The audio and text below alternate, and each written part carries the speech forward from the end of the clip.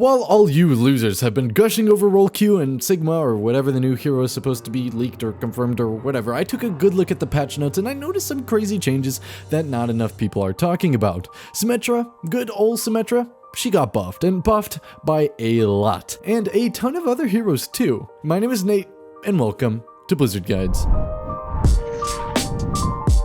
Now, obviously, Roll Q is awesome and Sigma is cool, but I'm tired of seeing the same video in my feed, so I'll take a venture into the dark, scary patch notes and we'll take a look at some of the changes to Symetra, Moira, and Ashe, and a few others, but most importantly Symetra, because the changes are amazing. So, first off, Symetra, what's up with her? What's the big change? Well, get ready for it, because I'm about to blow your mind.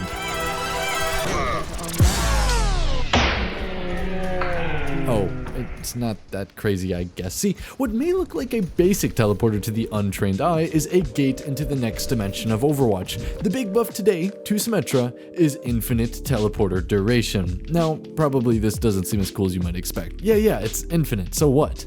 Well, number one, this change basically reduces the respawn time of your teammates. Put a telly down when your team is returning to point and it's there forever, which means that it takes less time and there's less distance you need to travel. Now, since Blizzard decided to remove custom games from the PTR, making my life 10 times harder, I just played some games on Sim on my Master Smurf account and demoed the insanity that is the new teleporter. Just look at how much time it reduces returning to point and how long we're able to stall this fight, and even though I fast forwarded, you'll just see how long we stall because of this teleporter.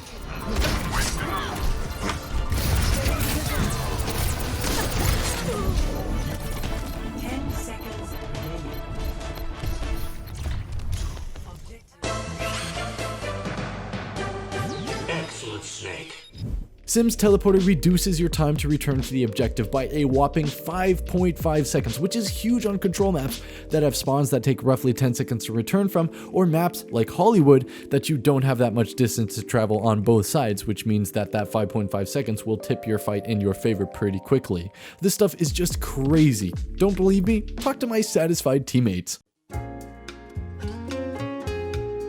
that telly's insane. I can take that shit while I'm charging through and I'm still going. What the fuck? Hell yeah.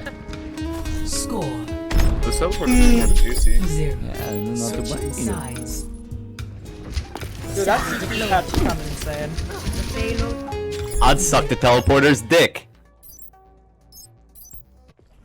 And I'm not kidding, this baby can let you stall for ages. But that's not all that you can do with it. Let's say that you want easy access to the high ground for your supports, or maybe an avenue to enter the objective while avoiding the enemy lines. This Symetra teleporter can really do it all. Now, there's a lot more spots that I wanted to show, but obviously, Blizzard, you guys forgot to enable custom games, so hey, this is all you get and you can stop complaining. I think that showing the gameplay is cool anyway, and for those few spots that are actually seriously super good, I'll hop into live and use the old, boring, destructible teleporter, but since the range was also increased, there's quite a few spots that I can't show since, you know, I can't actually do them because the range isn't enough on live. So basically, the changes are increased range, it's infinite, and oh yeah, you can destroy it by pressing the place teleporter button, which is useful since the cooldown was increased to 15 seconds, so you can destroy it a bit later or earlier into the fight so that you'll have it for a new spot later on. I have opened the file.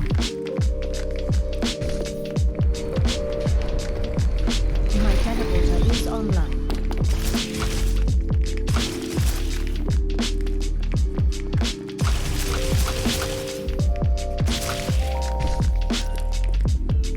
Teleporter online.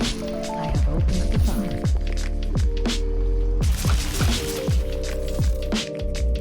Now, moving on, how about that Moira change? Instead of using words to show you what was changed in my awful voice, I've prepared this mini montage. You're such a fucking dude. Stop teabagging. He's looking to hook me right now. Oh, I got it.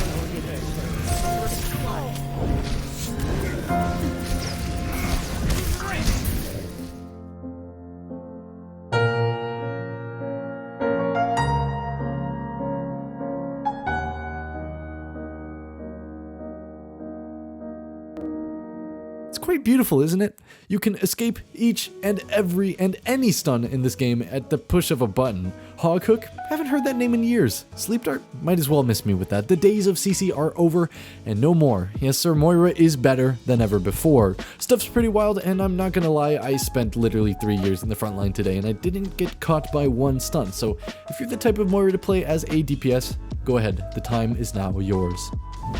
Another cool change that's in these patch notes is Ashe's reload. It's really fast, and that's about the only change. It's pretty nice since it only takes Ashe 3 seconds to reload all 12 shots instead of 3.6, but otherwise it's the same.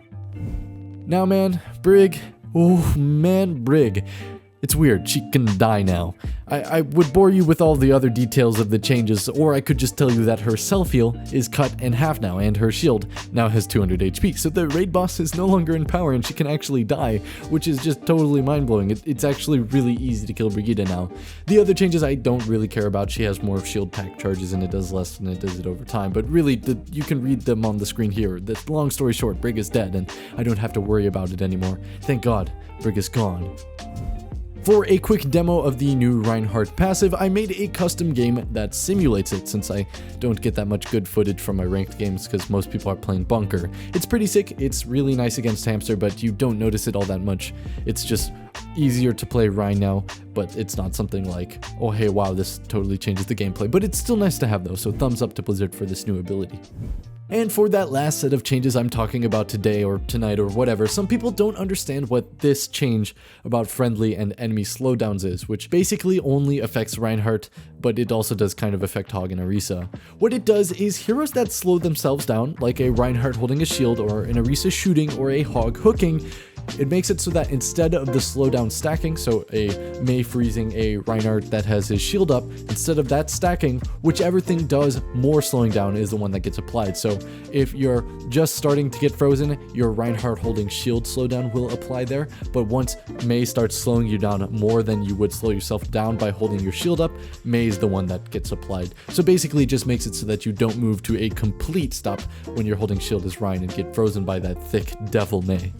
But that's pretty much all of the changes. I do want to talk a bit about role queue though. Seriously, if you guys have quit competitive Overwatch, like me, I actually took a break this season, season 17, I haven't placed most of my accounts, I've only placed 2, you really will love role queue. I don't recommend going on PTR if you're a bit of a lower elo, since you'll get kind of a weird matchmaker and there's just not that many PTR players, so you might end up playing in really high elos or really low elos. It's still a ton of fun. Me specifically, because I'm in GM and a lot of players are playing in GM role queue, I literally have played 30 or 40 games in a row without tilting at all. I've had 2 bad games, and it was because I had one guy who was throwing because he stream sniped Nateson, and Nateson, I don't know, he didn't like Nateson, and another game because some guy got mad at some other guy. But that's classic Overwatch. That's what you deal with every day of comp and every game of comp. You don't deal with that anymore. It's actually a lot of fun. I seriously recommend that you guys go check it out once it hits live, and play it a lot, because I actually found that I like role queue a lot more than I did regular competitive Overwatch, and I'll definitely be playing a ton more, and I'm so glad that I'm